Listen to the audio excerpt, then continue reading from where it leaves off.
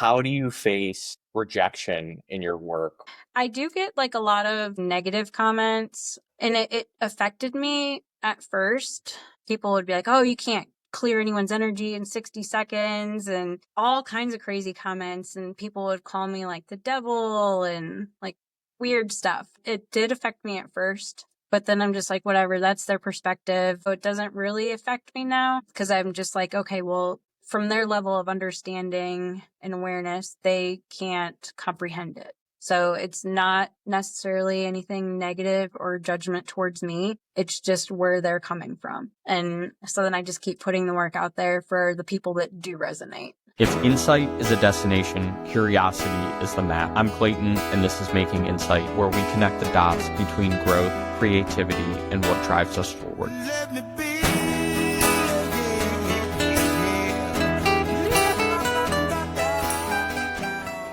Welcome to Making Insight. I am here with my guest, Nanette.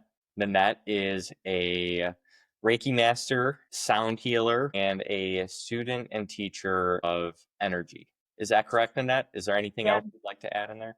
I guess, yeah, that sounds pretty good. Sums it up. I guess you could call me an intuitive as well. An intuitive. Yeah. I see. Well, you run a YouTube channel surrounded by a lot of the work that I just mentioned. Mm-hmm. How long ago did you start, I guess, projecting some of this work out into the world to teach others? Yeah, it's kind of interesting how it all came about. I started my YouTube channel in January of 2020. So it was a very interesting time. I had been practicing Reiki with my work as a massage therapist for quite a long time. And it started about 2018, 2019, when I really started opening up more to like the distance energy work and how that all works out. I had a friend that had a tarot YouTube channel, and she had me start going like live on her channel, like doing Reiki while she would do readings. And that was kind of fun. And then that pushed me into starting my own channel in 2020. Yeah, you mentioned distance work in there. Could you describe that a little bit more? Yeah, so Reiki can be done like in person, which is what I did for a long time. And then distance work can be done just like we're local in the same like city area, but we're on a video call. And I also have like distance clients that are in other countries, like the UK, Australia. So it's like there's no energy doesn't know anything with time, space, dimension. So it kind of works at distance. I see. How would you break down the word energy in what you do? What is energy? So Reiki, the word Reiki itself kind of like breaks down. It's a Japanese word, Japanese healing tradition. So it's like the universal life force energy. So people that are attuned to Reiki, I kind of see it as I'm like almost like a funnel, and the energy's coming into me and I facilitate it out my hand. So I'm just kind of like directing the energy to the person that I'm working on. Or in my videos, the intention is where the energy goes to whoever's watching the video at any time that they happen to be watching it. So then people can like feel and receive the energy, even if they're watching like a 3 or 4-year-old video. How did you first get introduced and realize this energy existed and that you can transmute it? Yeah. So I was a massage therapist for probably about 5 or 6 years before I learned about Reiki. And I learned about it when I was in Colorado. So I had moved out there with my now ex-husband, and we were out there for a little while. And Colorado massage is much more like Eastern based than Ohio massage, which is very medical based. So I learned about like energy work and chakras and meditation back probably about 15, 16 years ago now in Colorado. So I had first like received a healing session and I was like, oh, wow, that was really cool. And wanted to learn more about it. And it was really helpful because I didn't really know, as being a massage therapist and being an empath and like picking up on other people's energy, other people's pain. So that's where my intuitive part comes in, because I physically feel in my body other people's pains and emotions. So as I'm working on a person, I feel it in my body. And then as I'm clearing for them, it clears in me. So then I have to clear my energy after a session as well. Do you think that that's unique to you, or is anybody capable of working on themselves to develop that sort of Yeah, empathy or energy it's communication? it's definitely open for people. I think there's a lot more people that don't even know that they're empaths and picking up on other people's energy. And so I tell people all the time, like, just do a quick clearing every day, even if it's just in the shower. Just imagine the water from the shower is washing away like heavy energy from other people that you pick up on through the day. Whether it's someone who's in a bad mood at their job, or if they get like cut off while they're driving, or like other people's energy at the shopping store. Everyone's always picking up and sensing other people's energy, but we just, like, most people don't realize it and don't know that their bad mood is from other people. Very interesting. So I definitely believe that to be true. How do you think somebody could start to bring awareness into their life that they may be picking up energy that is not serving them? Yeah, that they don't want. It's becoming a little bit more recognized now, with more people doing yoga, meditation, self-awareness, things like that. Reiki's getting a little bit more popular, and just more people are becoming more self-aware. Um, it's just that they have to be open to realizing that there is something they can do about it. A lot of people just kind of want to stay stuck in that like victim mode and don't want to address it. So even if I come across someone that I think, even if I just suggest that they watch my videos, not even asking for them to like pay for anything. Some people are open to it and others just don't want to put in that work, even if it is just a couple minutes a day. I wouldn't mind actually covering a little bit about victimhood that you just mentioned. We may circle back to some other topics we were talking about, but was there a moment in your life where you realized that your subconscious was continuing to, I guess, limit yourself by being a victim? Does that make sense? Some people stay stuck in that like victim mentality, not knowing about putting in the work, or that sometimes even people that start doing personal development work, it brings up too much heavy emotion. And then it's just easier for them to stay stuck in that mentality and blaming others. Maybe they want to blame like their parents or an ex or like someone for making them feel a certain way, instead of like really addressing that root cause. So the ego kind of likes to just feel safe. And it's sometimes being stuck in what you know feels safer than addressing and putting in like work, I guess you can call it, again, like with the meditation and just diving into deeper aspects of how to change your personality, your personal reality, all the Joe Dispenza kind of stuff. Yeah, big fan of him. I listen to Yeah. his audiobooks, and yeah, he is one of the few tools and people who I at least find a lot of trust in, and connect with their work and their studies. I know my guest a few episodes ago, Sasha, and I have shared a few conversations, and uh, he's inspired me to hold a mentality that owns and accepts 100% accountability for how I feel.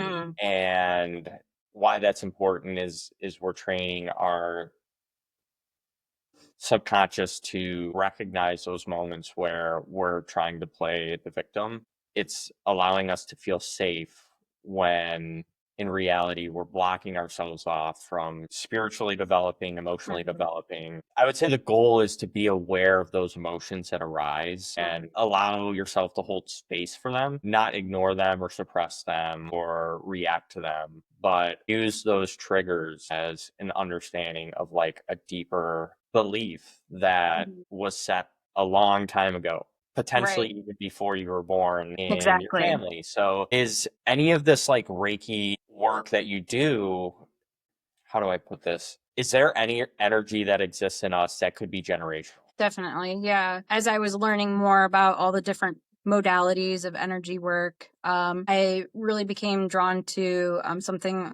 called the emotion code, and that kind of taps into like the stored energy, stored emotions, trapped emotions. And it's interesting because as you're working through, it's with like kinesiology and muscle testing. And when you like are bringing up these different emotions that are stuck, and then you ask the body, like, was this before you were 20 or after you were 20? And it breaks down to like when your body trapped the energy. And so then it kind of goes back, and if you keep getting like these no's, and then you ask, is this something that I picked up on from my mom, my dad? So, and then it even goes into like breaking it down, like, is it while I was in my mother's womb? Is this trapped emotion carried on from my mother? And then it like your mother's mother. And so it can definitely stay stuck with you. Wild. That's actually new to me. Well, at least the muscle testing and using Yeah. a recognition tool. That's Right. Yeah. interesting. Yeah. So it's I combine a lot into a session. Like I said, how I feel other people's emotions. And so I'm able to kind of like intuitively do all of this while I'm working on like clearing the emotion that is coming up. I work a lot too with the chakras. So like if I feel like an abandonment wound in the heart chakra, and then like I'll kind of work on to clearing that and why the person stored that energy. Um, and it's really interesting how everything starts like coming together. Some people might have issues with their throat and their thyroid, and they have like emotions of back to when they were a kid, always being told to like be quiet. So it's like they didn't learn how to speak up or speak their truth. So now they have that trapped energy that causes physical issues. Where would you say or guess that people pleasing shows up in the chakras? Or Yeah. how does it show up? People pleasing kind of comes through in the solar plexus, kind of like your personal power, and like feeling good about yourself and confidence. Like people pleasing, usually it's like you're trying to do more for other people to make that other person feel like, well, this person is doing all this stuff for me. So it's a way of just like kind of getting people to like you or things like that. So it's like not feeling strong enough in your own personal power to feel like you have to do other things for other people. I see. And there's 7 chakras, correct? Right.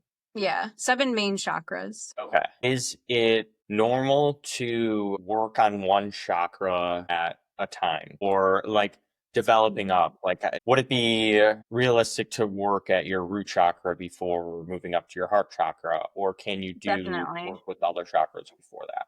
Yeah, I usually like do like a full body scan and see where the main energy feels blocked and just do a little bit of clearing on that. But then I like it's always good to start at the root chakra at the base of the spine and work your way up because the way the energy kind of like flows. If someone has a really blocked root chakra, but they're trying to open up their third eye, like the energy's kind of stuck. It's not going to make its way up there. So it's like kind of working through each one by one to get to where you really want to be, having everything flow. So yeah, for sure. Is there a way where we could look at my chakras on this session? Yeah, yeah, I could I do don't that. know how long it takes, but happy to be a guinea pig. Yeah, for sure. Yeah, we could do that. Just takes a minute or so. Just Yeah, kind of yeah, yeah. I know this is exciting. Have no idea what to expect, but yeah.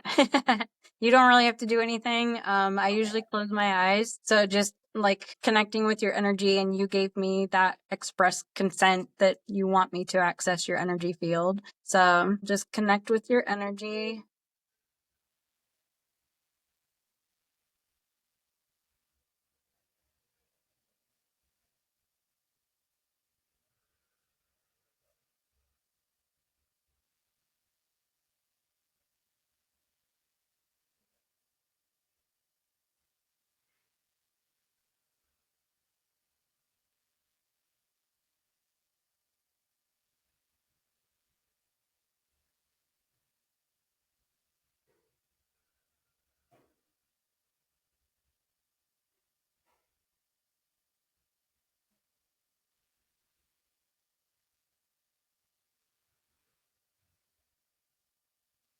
All right.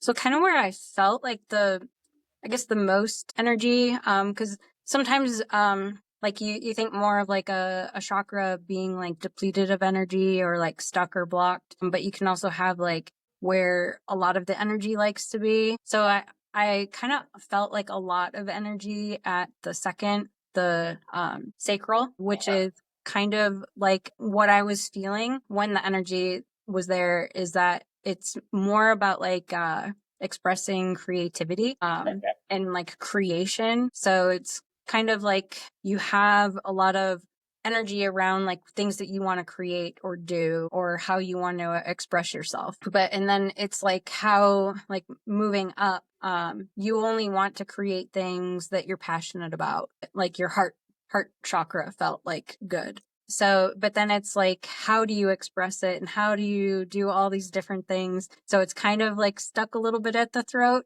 but there was also a lot of like spiritual energy that's like trying to come in.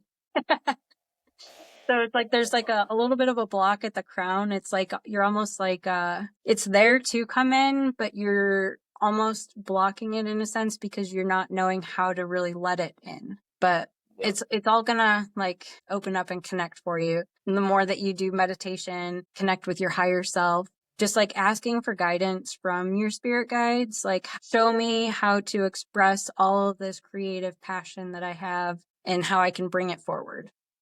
I like that. Past 48 hours, one of my prayers to the universe was show me who I am. Yeah.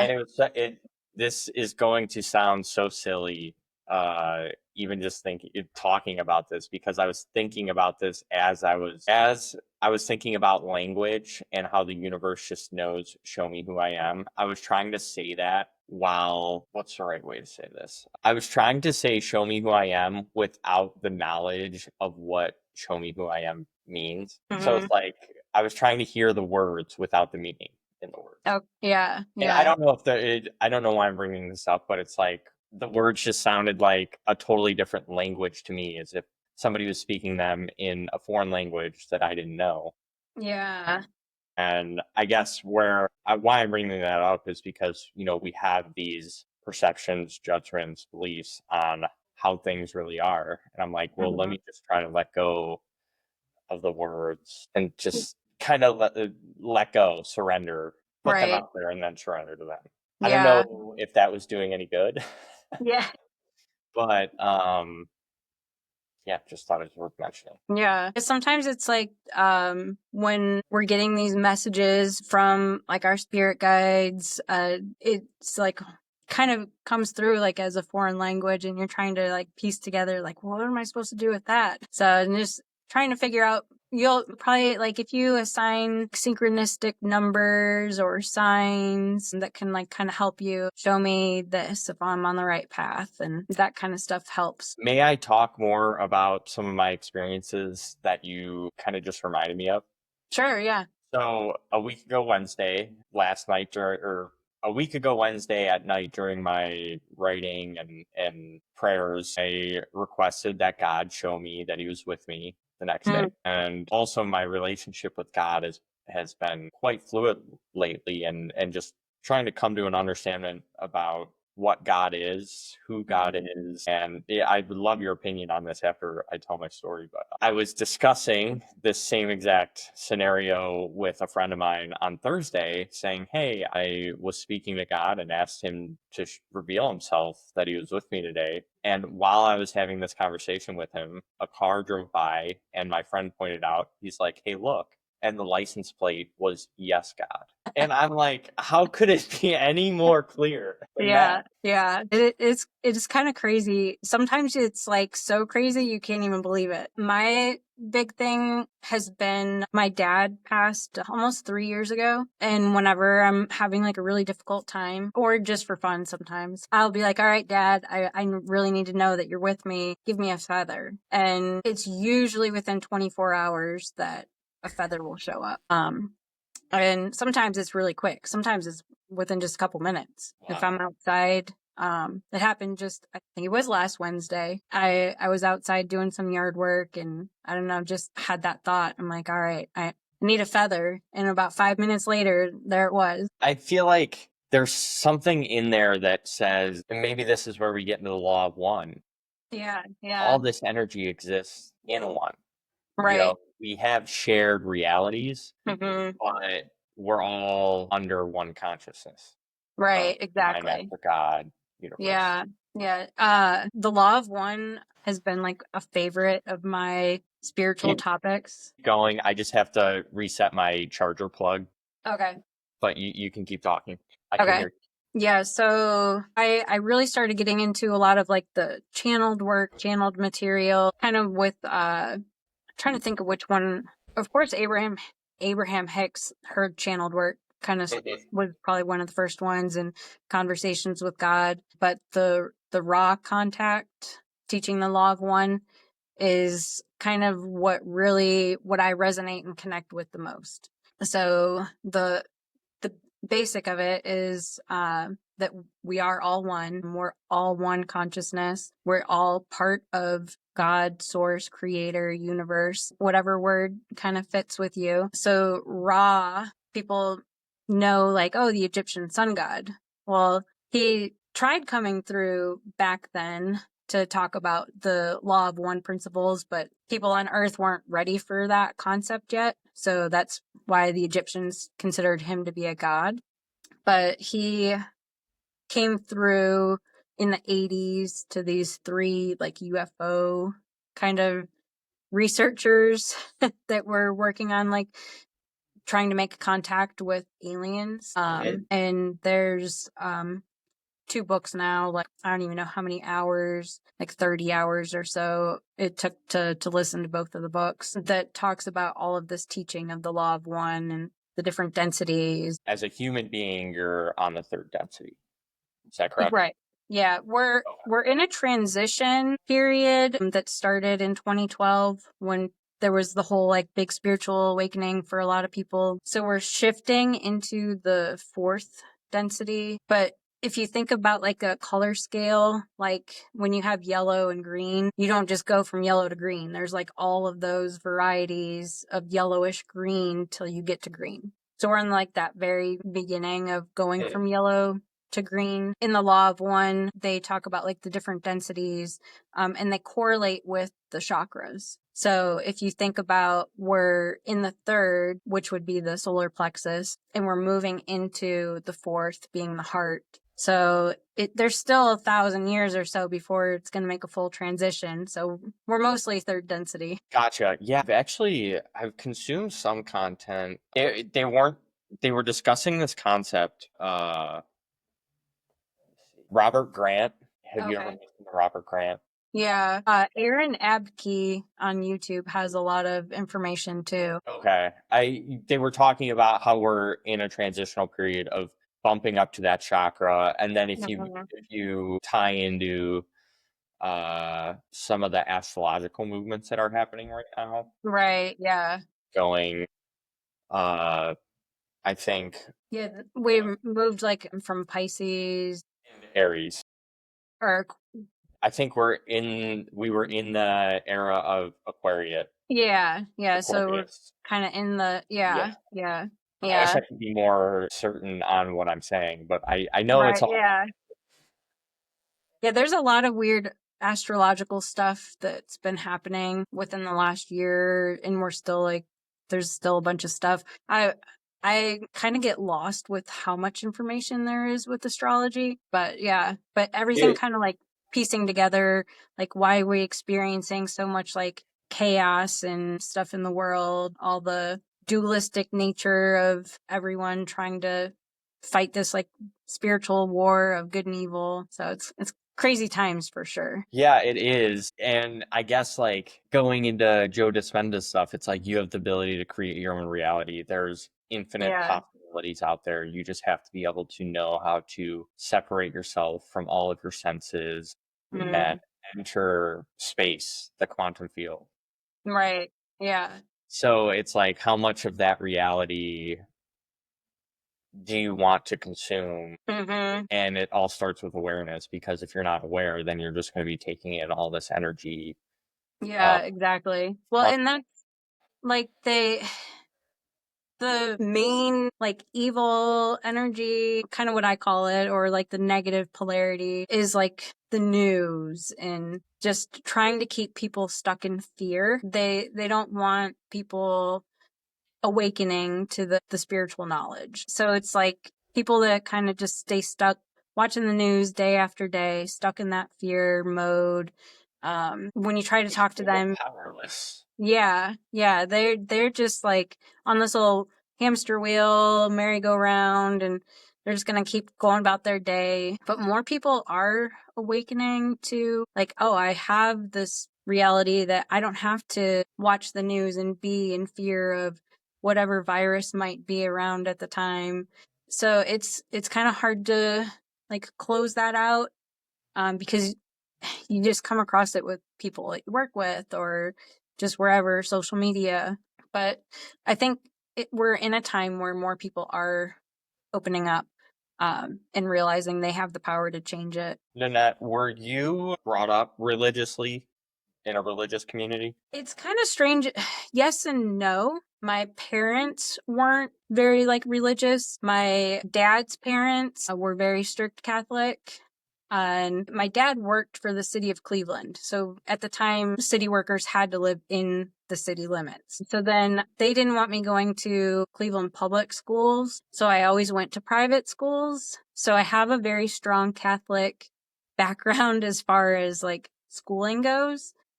And I almost feel like that's what pushed me, because the Catholic background just, it's so closed off and judgmental and everything is bad. I I opened up more in a spiritual sense. Like I still say God, and I really connect with archangels like Archangel Michael. And so I have like this like very Christian background that I bring into my spirituality. Definitely, I agree, and probably the same for me. I think that's something I probably experienced growing up, is a lot of conditioning that I've just been starting to unravel over recent years, and just even in recent weeks, like kind of creating this whole new relationship with God. And Mm-hmm.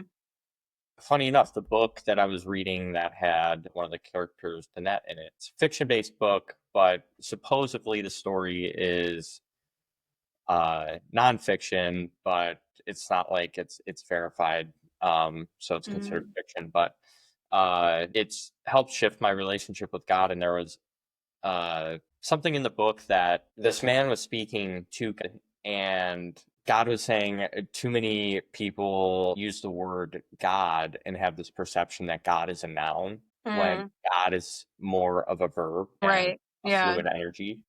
Yeah. So, I mean, when I that kind of like hit me hard, as simple as it sounded, but it like woke me up. Right. But we have this like we have these judgments about what God is, or this world that God created, and Mm-hmm. we likely have actually no true awareness at what is created. Because the world we see outside of us is the world we see in us, and the world in us is filled with judgments, beliefs, labels. Yeah, exactly. Yeah, definitely.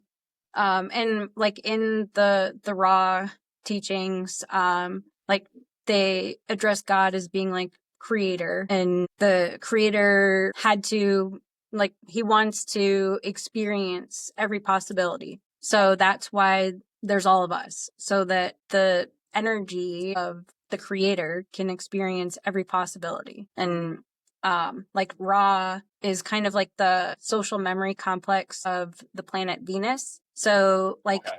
Venus used to be inhabited by, I don't want to say people, beings, yeah. Yeah. So kind of like the thousands of years projection of Earth, when we progress through all of these different densities, it kind of all comes back to when you hit like the seventh density, that all of us will be back as one social memory complex. So the creator can remember like every aspect of existence. So it's kind of an interesting thought process, because Yeah. Catholics Incredible. think of like God as this guy, and it's just not kind of like that. It's all of us. Definitely.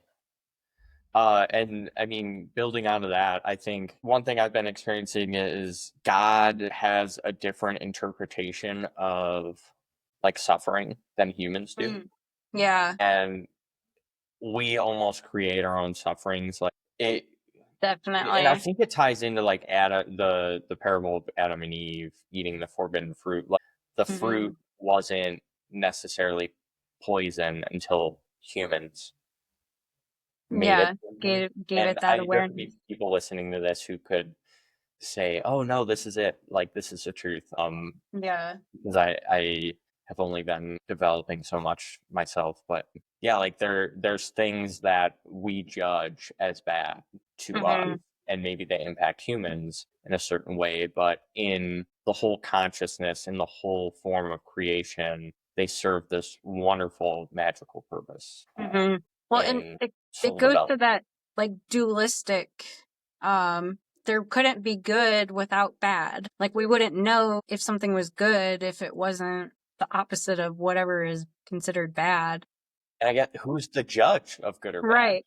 Yeah. Yeah, Well, there's like that weird parable too about like the Japanese farmer um whose horses ran away and people yeah, were like, and they're like, "Oh, "Oh, it's that so sucks." And bad." like, maybe. But it Funny, was like, I "Oh, just brought up that parable like in the last week when you say that. really? Yeah. Yeah, it's like what's really bad or good and like the son gets hurt when other wild horses come in, but Yeah. people think his son getting hurt is bad, but then he doesn't go to war because he's hurt. So, I don't know. Yeah, there's that whole thing of what is good, what is bad. There's also like the same thing too with the dualistic. You couldn't see the light if it wasn't dark. So, yeah. You earlier you mentioned the term hamster wheel. Would you Hmm. say you are no longer on the hamster wheel? And In a way, how, yeah. how did you ever find yourself back on it and you're like, whoa, I slipped. I need Yeah. to slow down. Yeah, there's another book that is really crazy good, Outwitting the Devil by Napoleon Hill. And it was Familiar with actually, Napoleon Hill, just not that book. yeah, it was written in like the 50s and but it wasn't published until like the 90s. Just because of the nature of it, but it kind of goes with that whole hamster wheel thing. People are just like stuck in this like mode of, oh, you're a kid and you have your parents and you go to school and everyone expects like the kids are going to go to school and then they're going to go to college and then they're going to get married and then they're going to have a family and they're going to have a job and just this perpetual cycle of that's exactly what you're supposed to do. And then it turned into this whole perception with like the older generation. And if people had kids out of marriage and no, you didn't go to college and all this judgment against everybody, from people not following that like vicious cycle. So I guess I've always kind of been a little bit like I went to college for a little bit for photojournalism. My family was a little bit weirded out when I went to become a massage therapist because it's not a traditional job that follows like a whole like retirement and pension kind of a thing. So it's just that which they've all eventually came to understand and accept that I was different. Yeah, the majority of people are stuck on that process of this is what you're supposed to have to do to follow society. But yeah, and the Outwitting the Devil kind of breaks that down to the whole like ego thing and why they created it that way of that's what you're supposed to do. Interesting. I'll check that out. Uh, Yeah. yeah, I know I feel extremely disconnected or I feel extremely disconnected to your standard 9 to 5. Let me contribute to my 401k pension. I mean, don't get me wrong. I think there's realities where I could be serving my purpose in that type of environment, but uh, I long and desire for freedom and autonomy and independence, and Right. I just feel powerless in those environments. Yeah. Yeah, definitely. I was just talking to a colleague of mine, uh, and we were discussing how you can obviously time block creativity in the sense that every day from 10 to noon, I'm going to sit down and write. There are just moments throughout the day where your creative flow can just come to you based on experiences, or energy can flow through you, and that's when you want to express it. That's when you want to take time to express it rather than, oh, I need to be here doing that one thing. It's like, oh, if I can get a high quality creative session in when it spontaneously flows through me from 9 to 10, why do I have to force myself to be there from 9 to 5 if Right. Yeah, that makes sense. it's just not a good use of time? Yeah. Yeah, and I just I don't know, for me, I was kind of in that a little bit where it's like, oh, you had to go to work and just follow that whole program. It's not for everybody, that's for sure. No, it's not, but there are people who it serves, and Yeah. their spiritual development or emotional development. So I guess we could only look to ourselves and ask us Yeah. serving us. Yeah, and that's the whole like perspective, like everyone's going to see through their perspective and their understanding. So we're always going to have that judgment of others, and Yeah. other people have judgments on us and think that we're crazy for not having a typical job. What would you say is the biggest shift that you've witnessed in both yourself and another person with Reiki or energy? Yeah, for myself, it's really kind of interesting. I used to be extremely shy and the thought of like having a YouTube channel or speaking to you on the podcast for other people to see would have terrified me, especially like going back to college when I had to take like speech class or something and you had to get up and talk. I had so much anxiety, and just the way that I presented myself and my voice and everything. I feel that it was through doing the self Reiki and like helping others that kind of like opened me up to being able to speak and being able to put myself out there, because I'm like really caring about helping others. So it's like I put that fear behind me and just kind of developed into not having people's reactions or judgments against me make me feel that I should stay quiet. I see. Yeah, so that's my biggest probably development, I'd say, for myself. We'll get back to the shift in another that you've seen, but with that, how do you face rejection in your work? I do get like a lot of negative comments on videos, and it affected me at first, like especially when I started the short form, like on YouTube before TikTok was really big, when shorts videos and things like that first started. And I was like, oh, let me try these 60-second videos. And people would be like, oh, you can't clear anyone's energy in 60 seconds, and all kinds of crazy comments. And people would call me like the devil and like weird stuff. And it did affect me at first. But then I'm just like, whatever, that's their perspective, and kind of just started like blowing it off. So it doesn't really affect me now, because I'm just like, okay, well, from their level of understanding and awareness, they can't comprehend it. So it's not necessarily anything negative or judgment towards me. It's just where they're coming from. And so then I just keep putting the work out there for the people that do resonate.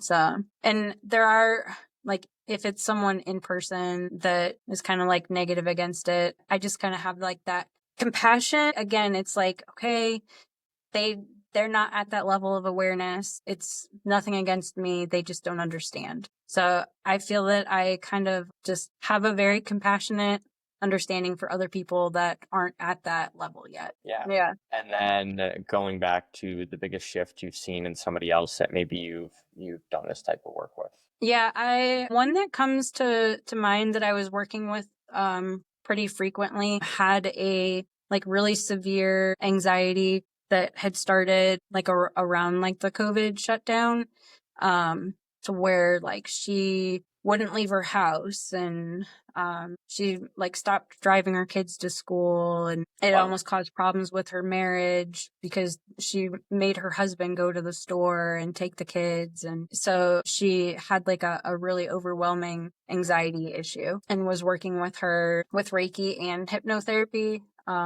to really be able to, like, week by week, and getting updates to where she like walked down to the end of her block, and then she like started to where she could get in the car and drive to the end of her block, and like her goal was to go to like her kids play and sports activities again, and she was like starting to do more things to put herself back out there. Do So you that was a perform huge. hypnotherapy as either a student or teacher? I studied rapid transformation therapy, so I'm certified as a rapid transformational hypnotherapist. So that was something that I would do like on one session, and then we would do a Reiki session, and just kind of like week by week, we would like kind of progress and see where she was at, and kind of like what she needed to work on. The majority of what we did was with Reiki, though. I see. Yeah, it was pretty good. What does your daily practice look like, whether it be morning, midday, evening, when it comes to your spiritual awareness or spiritual practices? Yeah, I usually start in the morning. I would like to say that I do cold showers, but I don't. It's something that I've tried, but just can't get there. For a mental conditioning or for the physical longevity benefits? Maybe Kind both. of both. Yeah. I know there's like a ton of benefits. I'll do occasional cold plunges, but yeah, so I want to see myself as someone that does a cold shower. I'm just working up to it.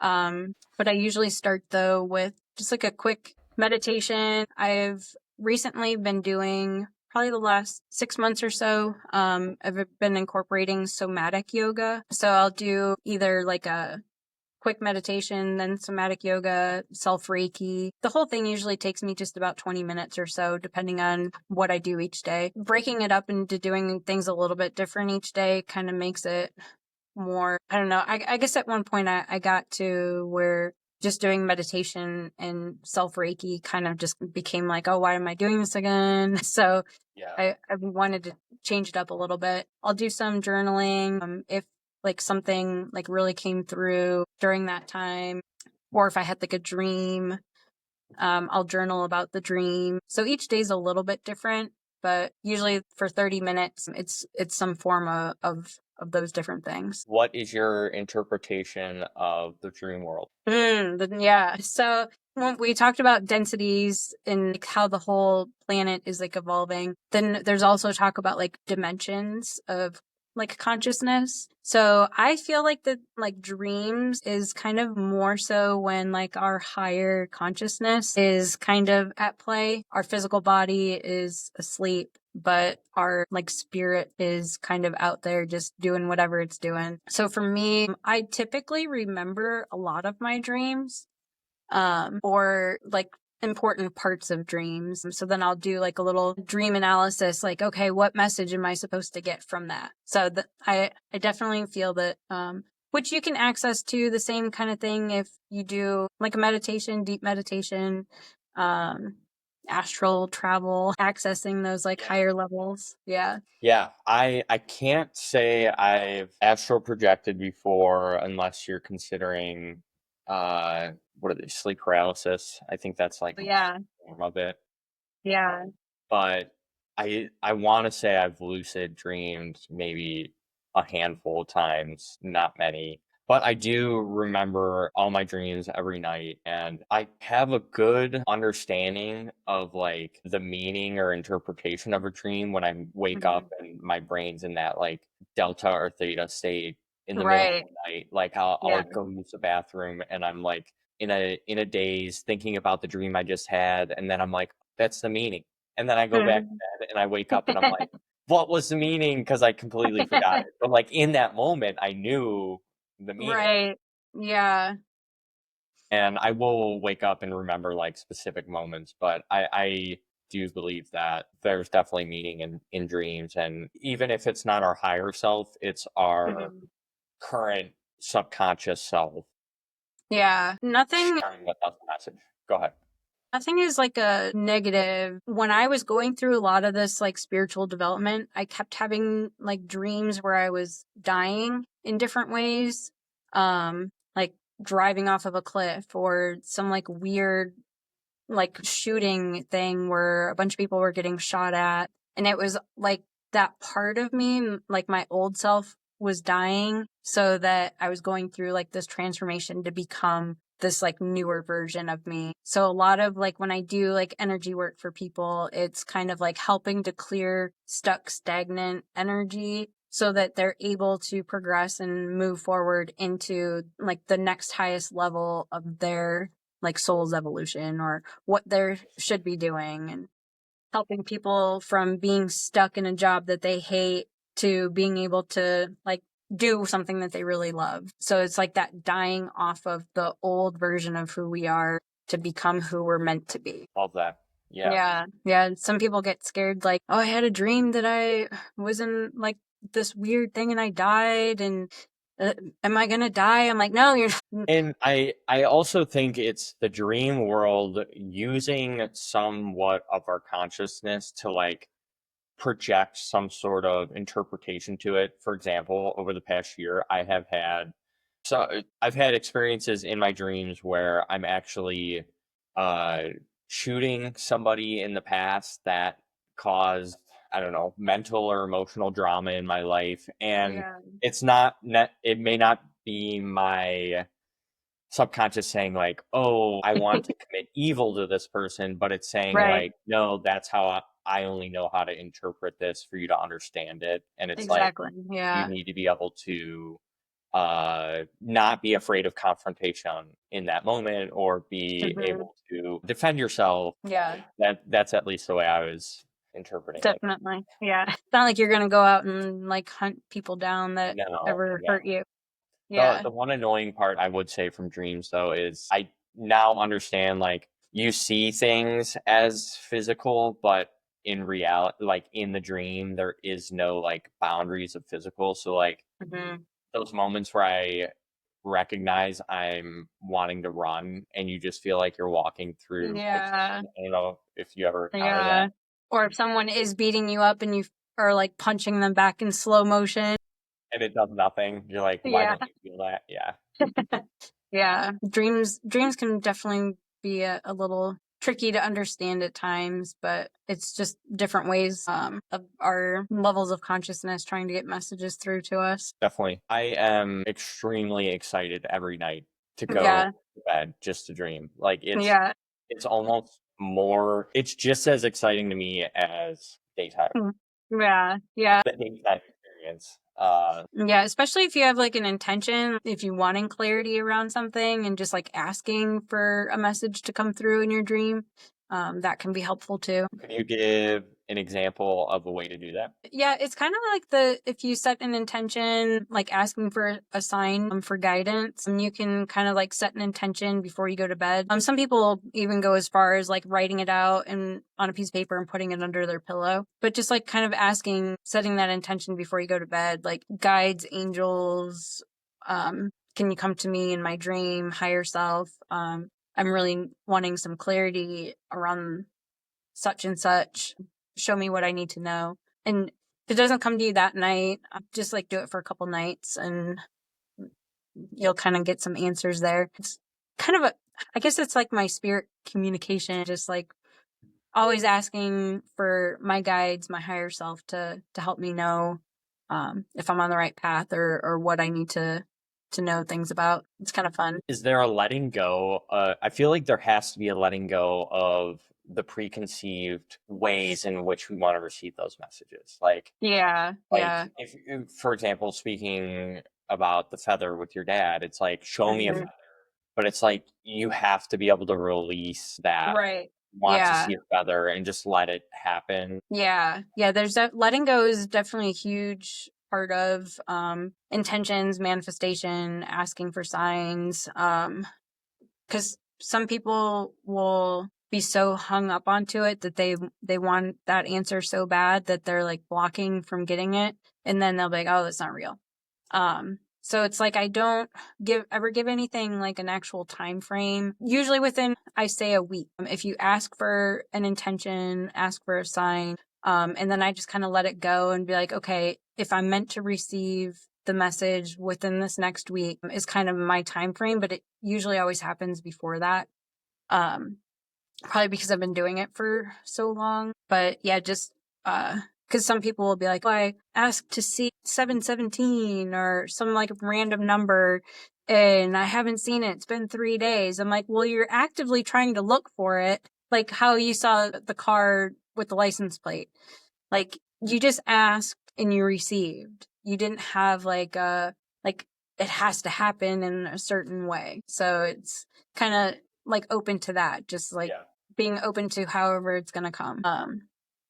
And just letting go and just trusting that if you're meant to receive it, you will. And what type of individual sessions do you practice with individuals who maybe want to work on Reiki or just personal or spiritual development? Yeah.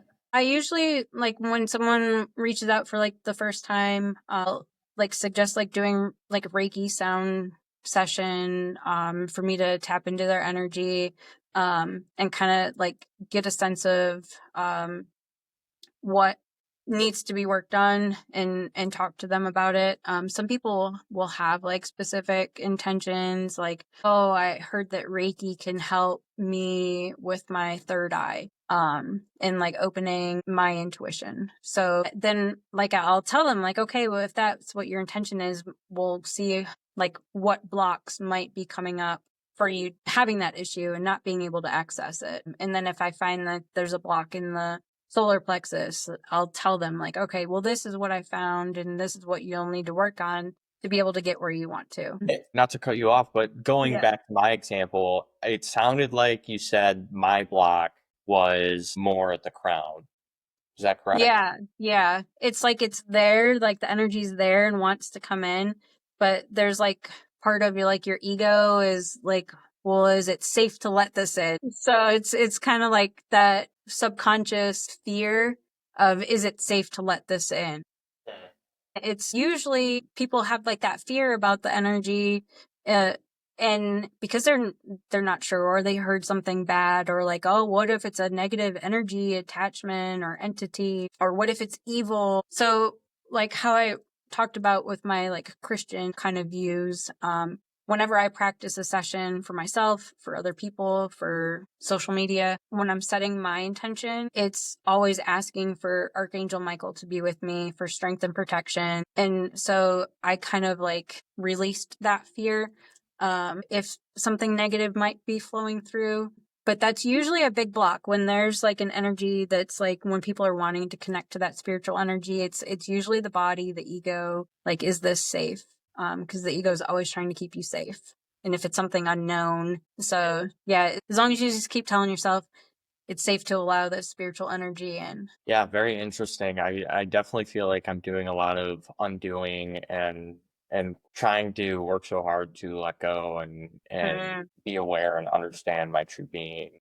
I'm really fascinated at what this trying to represent flowing through me because I definitely know and I'm aware that creativity is a core value of mine, something I feel really connected with.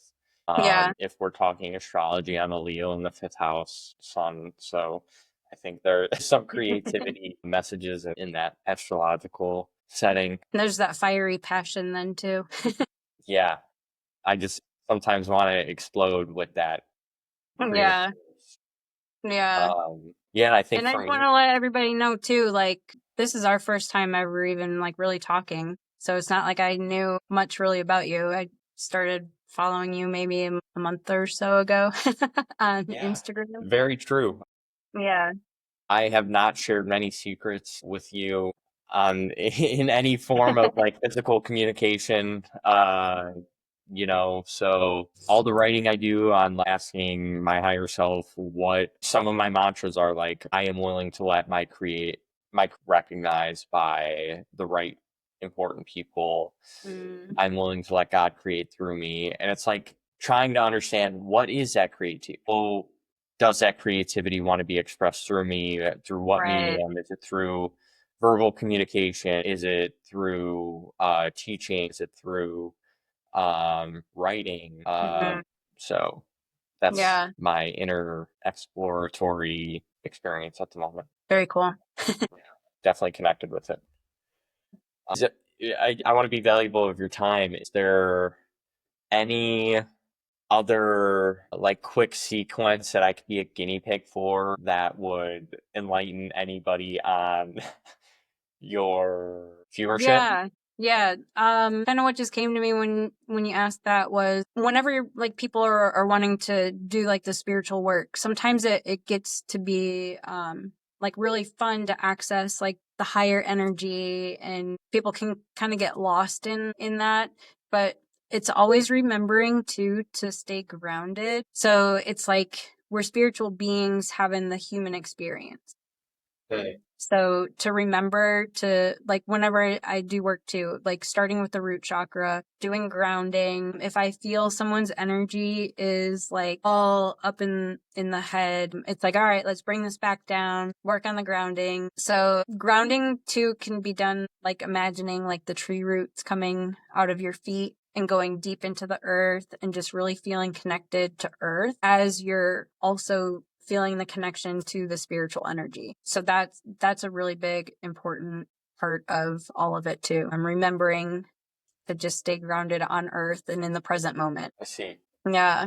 Cuz I feel like people can get like people that have a lot of anxiety are always worrying about the future. Then you have other people that are like stuck in the past, and kind of like we have to just realize that like all we have is right now, and just being like grounded in the present moment. We can have dreams and wants for what we want to do with the future. But ultimately comes down to how is it all going to come together and letting go of the control of how it's going to happen and just day by Yeah, day. very interesting. I know more recently I've been introduced to the idea, and it just kind of made sense to me. It's like we live in a universe that is infinitely expanding. Why would we ever restrict ourselves from acting with that universal law of infinite expansion? Mm-hmm. So, how can I recognize areas in my life where I'm resisting expansion, Yeah, while that's good. also not coming from a place of egotistical desire, Mm-hmm. wanting more for more power over others, or greed, lust, any of those sorts of, I don't want to call them negative, but unfavorable Right. attention. Yeah. Yeah. It's, I think social media has done good and bad for aspects like that. So it's just kind of like where you put that like attention and awareness and what you want to create, and just really setting that like boundary of this is the experiences that I want to have, and I want to like draw people into me that are going to lead me to these positive experiences. Yeah, and going back to what you mentioned on the present moment, I would say lately one thing that I'm doing, I think I mentioned the question that I asked in my journal last night was, God, show me who I am. Whenever I'm in awareness and I catch myself thinking of the past or future, I go back to that quote, like as a reminder to show me that I'm not in the present moment. Like, Yeah. why am I thinking about my last job? Like, God, show me who I am. God, show me who I am, Hmm. to break that pattern of thought of not being present. Yeah, yeah, that's good. Something that people can help like or use to help too is Ho'oponopono. It's like a Hawaiian energy I was going to say, tradition, like I felt like prayer. Kono was a Hawaiian term. Yeah. But there's like these quick phrases that I use a lot from the Ho'oponopono, that brings me back. And it's I'm sorry, please forgive me, thank you, I love you. So it's like this little prayer between you and God, universe, and just like so anytime, even if I'm like in meditation and my mind's wandering, I just start repeating, I'm sorry, please forgive me, thank you, I love you. So I that like brings me that. back. I know for certain I've done a meditation where that was like Yeah. a lingering 20 minutes of Right. repetition. Yeah, Yeah. Yeah. very cool. Yeah. It's powerful. Well, I would like you to blast. Actually, I had one other question. that I thought about a long time ago, but now's the time it came up. What is it like developing a parasocial relationship with so many people who you don't know, but they have some sort Yeah, of knowing of you more right. than you do them? It is interesting because people tend to feel like they know me and like comments that I get from people on videos. And I used to do a lot of like YouTube lives, and it would be like the same people all the time. So it was like I kind of started having this like, oh, I know them and just by like their YouTube name. Have no idea what they look like or anything, but it's definitely an interesting concept of how it all works. I've been out and people have recognized me, and that's kind of weird. Super cool. And so Maybe. it's happened a few times, and it's really like bizarre. I don't know. I don't know how to explain it. It's kind of cool. But yeah, I'm like consciously aware too of like what I'll post on social media, or if it's something that I just want like private for my friends. But it's definitely an interesting Did it thing. take you a little bit of time to like have to become aware of that boundary you may need to set with what's worth sharing? Yeah, definitely. And I feel that like on Facebook, it's more so like people I actually know. There's a lot of people on Facebook too that I don't know. I typically will share more on Facebook than I do like on Instagram. TikTok is more just like strictly kind of business stuff. But it's going to be fun to have people like see little clips from this that want to get to know me a little bit more. Um, because I just typically do like a energy clearing meditation, and they don't really get to know me, or so this will give people a way to know me better. Tell me a version of Nanette that will exist in 6 months from now that Mm. isn't present with us today, but will be present with us in 6 months space time. I like that. Currently, like I had said, I want to see myself as someone that does like cold showers. So I'm working on like visualizing myself more so as someone that will be doing that. And the gym has been like a big thing for me. So I'm like shifting more to, I'm someone that goes to the gym, and like progressing what I do with that. So I'm kind of, I've been putting a lot out for working and helping other people. And I kind of lost a little bit of, oh, I'm supposed to do things for myself as well. So that's probably my goal for the next 6 months is giving back to myself. Wonderful. Yeah. What do you struggle with most with cold showers? The cold? Yeah, just like, I don't know. Like I said, I can get into a cold plunge and it's easier, but something about just like standing in the shower, like, and just, I don't know, it feels more cold for some reason. I agree 100%. I am a psycho when it comes to cold showers. It's funny, Yeah. like the past few years has been I've kept my like healthy physical holistic longevity habits of like taking care of my nutrition and getting in workouts and exercising, but like recently I've been trying to balance that with my spiritual exercising.